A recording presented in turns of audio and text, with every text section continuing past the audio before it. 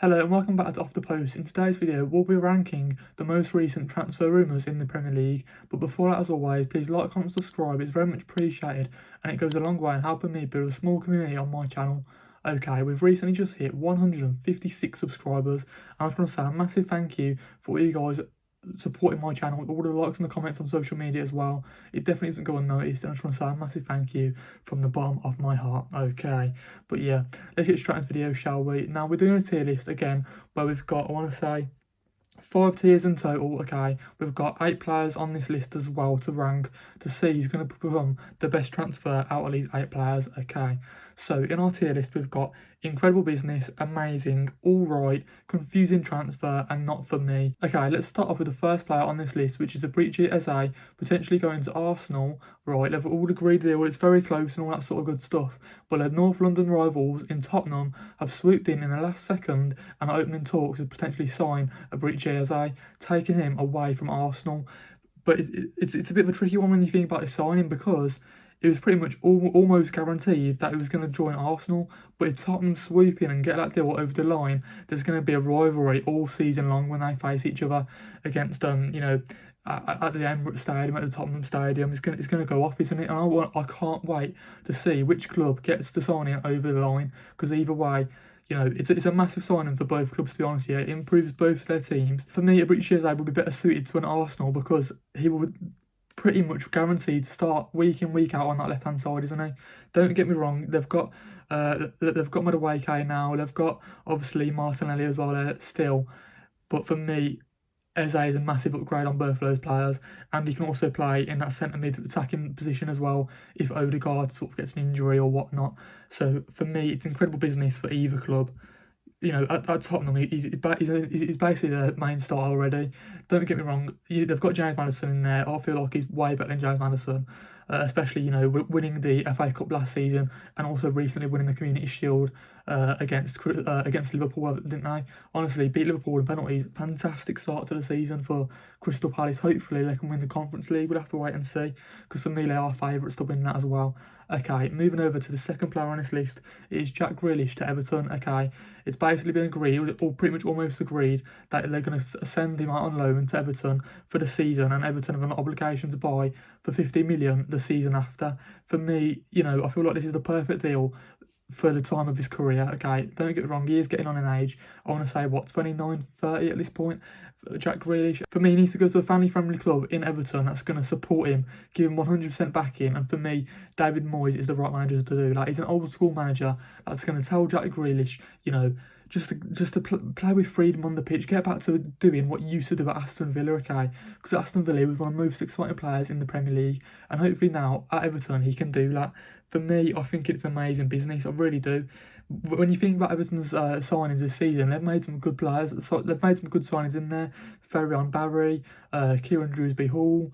They're potentially signing Tyler Dibbling as well on the right-hand side. So if you've got a front three of, Jack Grealish, Ndoye, potentially Tyler Dibbling, with a Beto, with a Terry Barry, with a Kieran Dewsbury-Hall behind you in midfield, I really do feel like Everton are going to be a surprise package of this season. I do think they are going to be those sort of dark horses in the Premier League to actually have an all-right season compared to what they used to, having a relegation battle in recent years at least anyways. Okay, moving over to the next player on this list, it is Savinho from Man City, linked with a move to join Tottenham Hotspur. And for me, I'm a little bit unsure about this deal, because don't get me wrong, it's nothing to do with the player, because he's a fantastic player for Man City. He's had an all-right season last season, coming in his first year.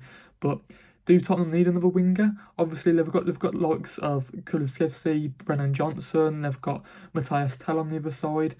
They've got Kudos as well. Do they need another winger in there potentially, unless one of them gets injured? But I feel like, one or two of these players will be starting on the bench unless you start a Kudos in midfield, because obviously you've got James Maddison out injured now. So maybe that's what they're sort of seeing. Maybe they're seeing they need a replacement for James Maddison in that midfield area, and you can bring in Kudos in the midfield and play Savinho out wide on either flank, really, like Pep Guardiola did last season. He's more of a, I want to say, right winger, I'm pretty sure, Savinho.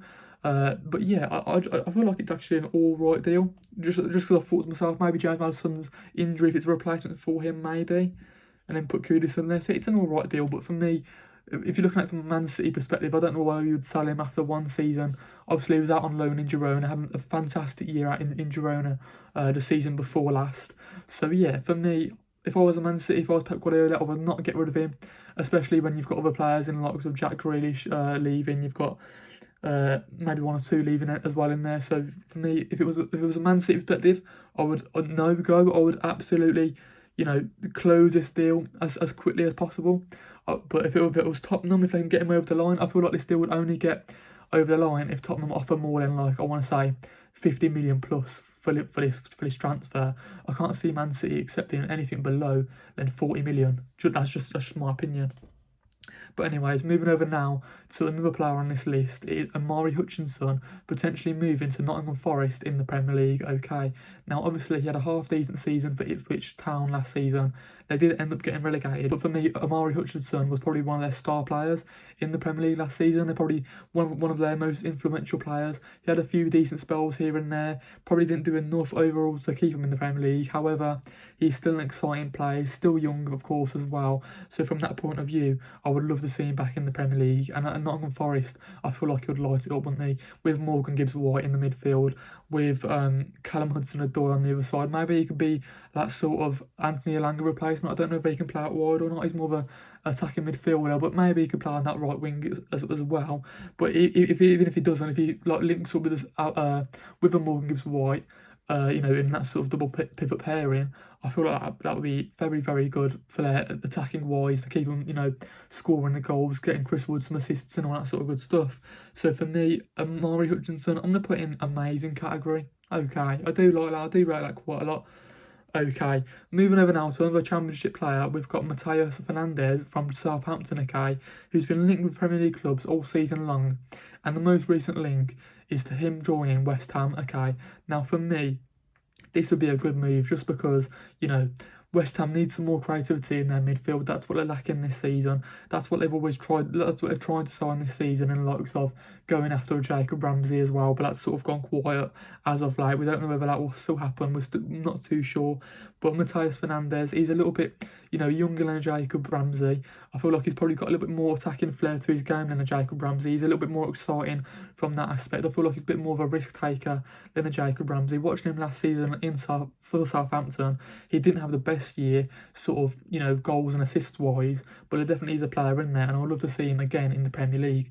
For West Ham, there's sort of they probably will be fighting relegation this season, West Ham, so if they can get another creative player in there, that's what they need to sort of get their striker scoring some goals, because at the moment I feel like their midfield is a little bit too safe. Obviously they've got Lucas Paqueta, who is a fantastic player on his day, but for me he's just not been consistent enough, But then again, he's had sort of his legal battles and whatnot. He's sort of all that sort of stuff is all a bit weird. We don't want to touch on it too much, but hopefully Matheus Fernandes, if he does join a Premier League club, I do feel like it'd be a good move overall. So I'm going to put it in all right. Don't get me wrong. I'm going to put it in all right just because we haven't seen the levels. He's a very promising player, but we haven't seen the levels, goals and assists wise, and that's what you need when you're in those attacking areas of the pitch. So that's why I'm going to put it all right. We just don't know if he's going to adapt to the Premier League. We don't know how long it would take him to adapt either to that West Ham side, to that Graham Potter sort of system and how he wants to play. But yeah, I do feel like it'd be a good transfer for West Ham. I'm not saying that. Okay, moving over to the next player now. It is Donnarumma from PSG, who's been linked to a move to Manchester United. Now, for me, this would be an incredible piece of business just because, they've been crying out for a new goalkeeper now for the last 1 or 2 seasons.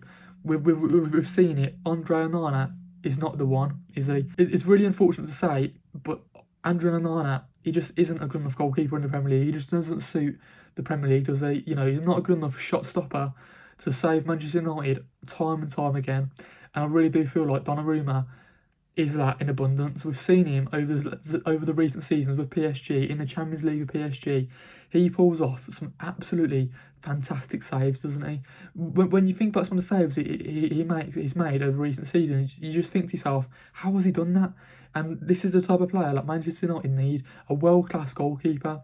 I truly do believe he's a world-class goalkeeper. He's right up there. Don't get me wrong, he's not top 5, but he's definitely got to be top 10 in the world, surely. For me at least anyways, and that's why I'm going to put him in incredible business. I'm not too sure, but we haven't had a confusing signing, or we haven't had a not for me yet. I don't know what's going on, but some of these signings are very good. Donnarumma, for me, I feel like he's the perfect replacement for Andre Onana, just because he'll solidify that whole defence, won't he? When you are a Man United defender, you need security at the back, don't you? And I really do believe that Donnarumma is that player to come in and steady the ship for Manchester United. I really do feel like if Manchester United get a world-class goalkeeper on their hands, they will finish in the top half comfortably. Okay, moving over now to the last two players on this list. The next player on this list is El Khanous from Leicester City, potentially linked with a move to Newcastle United. Okay, now for me, this is a little bit of a confusing transfer, just because if you think about all the players they've tried to sign, all of the players they've been linked with, compared to El Khanous, it's a little bit of a downgrade, isn't it, from that sort of aspect? They've missed out on so many players, and now they're signing somebody from the Championship. For me, don't get me wrong, he's an exciting player in his own right. The 21-year-old Moroccan international, he's a good player. However, is he what Newcastle need? Is he going to, take Newcastle to the next level? I don't think he is. Don't get me wrong, he probably will come in and add some goal contributions to that Newcastle side, to that Newcastle midfield. But again, where does he get into that Newcastle team? I just don't know. In that midfield three, the midfield three is pretty much set. That's not really going to get changed that much, don't get me wrong. They do need backups in there, so from that point of view, it is a good addition because, I think they've only got 3 or 4 starting midfielders. They'll not have sold like Sean Longstaff, and I think they lost 1 or 2 players in there. But yeah, it's a bit of a confusing transfer. If he came in and just was a backup player, I understand that. But if he comes in to sort of, start ahead of these players, it's a bit of a weird one. He could probably play out on the wing as well, but ahead of Anthony Gordon, and ahead of Anthony Elanga, ahead of Harvey Barnes, I don't think so.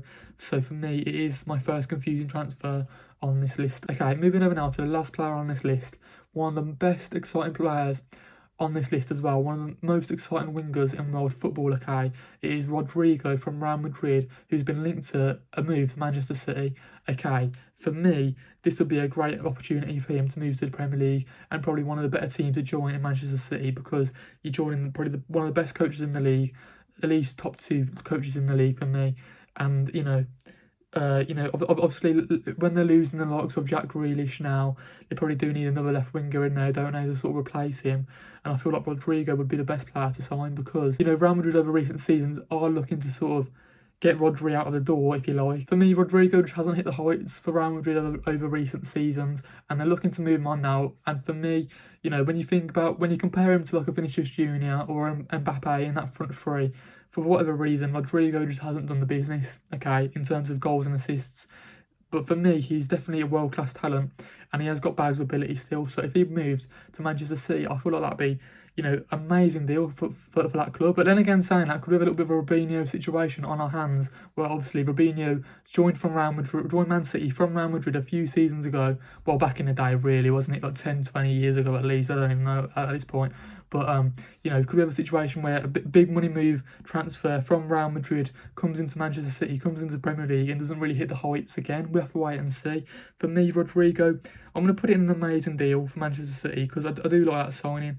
It will come with a heavy price tag, though. That's my only issue with that. I don't know if Manchester City will pay all that money for Rodrigo. Maybe, I think I've seen reports of maybe like 50, 60 million plus for Rodrigo. I'm not too sure. But yeah, let's end the video with some questions. Okay, how do you feel about these 8 transfers into the Premier League? How do you feel like, which club do you think Enrique Eze will end up at? Is it better going to Arsenal or Tottenham?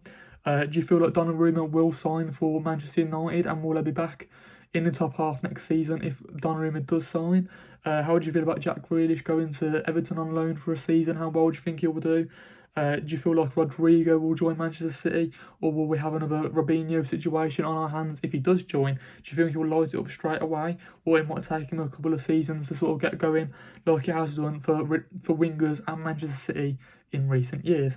And yeah, let me know what you guys' thoughts are down in the comments down below. But before that, as always, please like, comment and subscribe. It's very much appreciated, and it goes a long way in helping me build a small community on my channel. Okay, if you can hear that sound in the background, somebody is cutting the grass and it's very annoying, so I do apologise. But I do hope you guys have a good rest of your day, and peace out.